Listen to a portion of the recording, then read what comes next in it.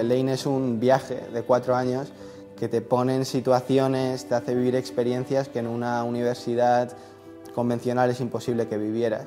Solamente por los viajes internacionales que hacemos, obligatoriamente cada año, ya empiezas a construir una base muy grande y sobre todo la posibilidad de poder ir a donde quieras y saber que existen bases en distintos lugares. O sea, son experiencias únicas en la vida donde te da pie a probar, a estar con gente de allí, a aprender un montón de cosas, a mejorar tu inglés, tu chino.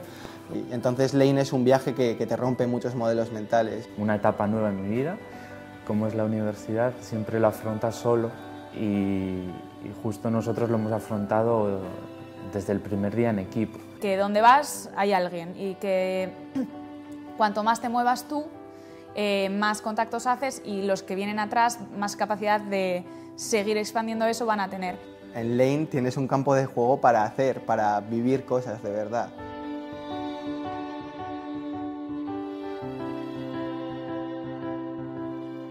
De hecho, en primero yo estuve en Francia, en Suecia y en Finlandia, en varios lugares y conociendo gente de fuera de la red de Team Academy, pero con el mismo rollo, pues con la red Hub, con la red de MSLS, que es un máster en sostenibilidad en Suecia. En segundo año nos fuimos a San Francisco. Era un viaje que todos esperamos, las Américas, ¿no? Al final era vamos a Estados Unidos, vamos a ver qué es eso, Silicon Valley, lo hemos visto en un mogollón de películas, hemos hablado todo sobre Apple, sobre Google, sobre tipos de empresas así. Y luego he tenido la posibilidad de en tercero estar en China, India y en cuarto trabajando en Finlandia y en Ámsterdam. Llegamos ahí y yo creo que más que hacer cosas aprendimos un montón. Que sí, que efectivamente yo puedo hacer cosas, pese a que hace 4 años estuviera con mis amigos jugando a fútbol y saliendo de fiesta como todo chaval de 18 años, ¿no? He viajado un montón con mis padres antes de entrar en la carrera, he estado en Estados Unidos y había estado en otros muchos lugares, pero nunca había mirado el mundo de tal manera de la que miramos en el Learning Journey.